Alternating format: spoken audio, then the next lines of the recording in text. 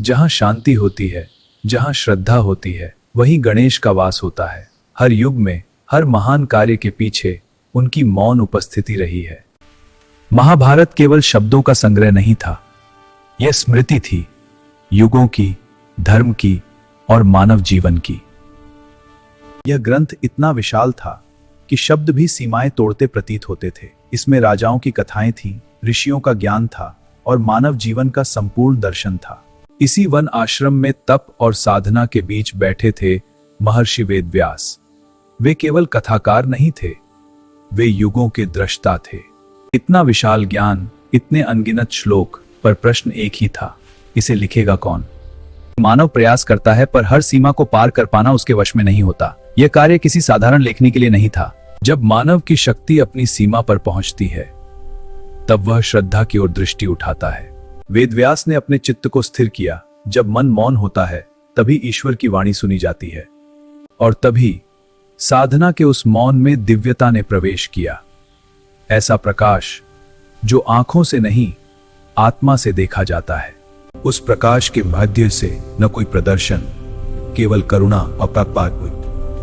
उनके मुख पर वही मुस्कान थी जो भय को शांत कर दे और हर संशय मिटा दे। हे गणनायक, यह ज्ञान मुझ तक तो आ गया है, पर इसे संसार तक पहुंचाने के लिए आपकी आवश्यकता है। गणेश ने बिना कोई विलंब किए यह दायित्व स्वीकार किया।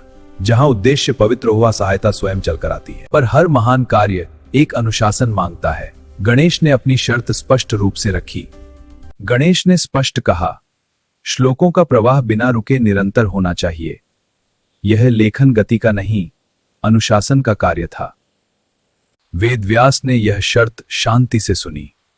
उनके मुख पर आई मुस्कान यह कह रही थी, यह मार्ग उन्हें स्वीकार है। वेदव्यास ने भी अपनी शर्त रखी, हे गणनायक, आप हर श्लोक पूरी तरह समझकर ही लेंगे। इस प्रकार ज्ञान और बुद्धि के बीच एक मौन समझौता हुआ।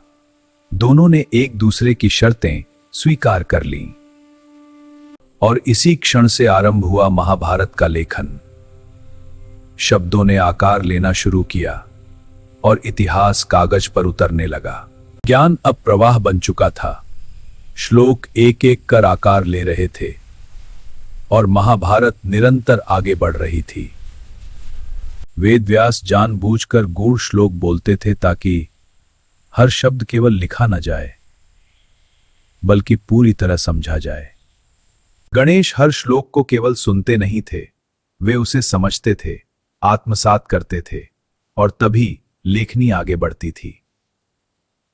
दिन और रात बिना रुके बीतते गए।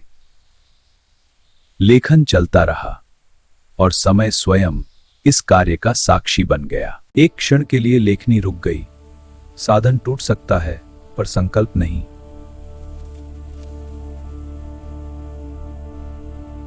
उस क्षण न कोई शब्द था, न कोई गति, केवल मौन था जो स्वयं कुछ कह रहा था।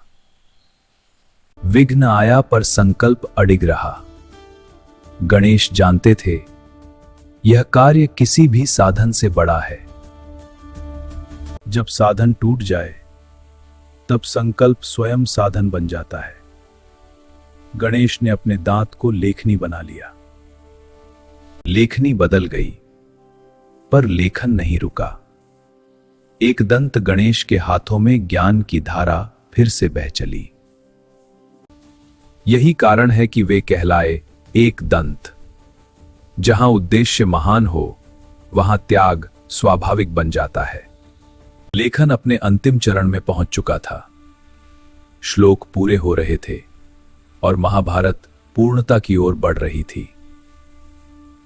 अंतिम श्लोक लिख दिया गया।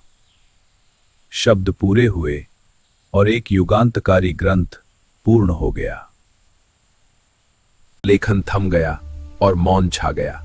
यह मौन समाप्ति का नहीं, पूर्णता का संकेत था। महाभारत केवल युद्ध की कथा नहीं है, यह निर्णयों की कथा है, धर्म की, कर्तव्य की और मनुष्य होने की। वेदव्यास कृतज्ञता से नतमस्तक हुए। यह केवल सहायता का नहीं, साक्षात्कार का क्षण था। गणेश ने अपना आशीर्वाद दिया। यह आशीर्वाद केवल वेदव्यास के लिए नहीं, बल्कि समस्त मानवता के लिए था। समय बदला, युग बदले, पर महाभारत का ज्ञान कभी नहीं बदला। यह ग्रंथ पीढ़ियों से मानवता का मार्गदर्शक रहा।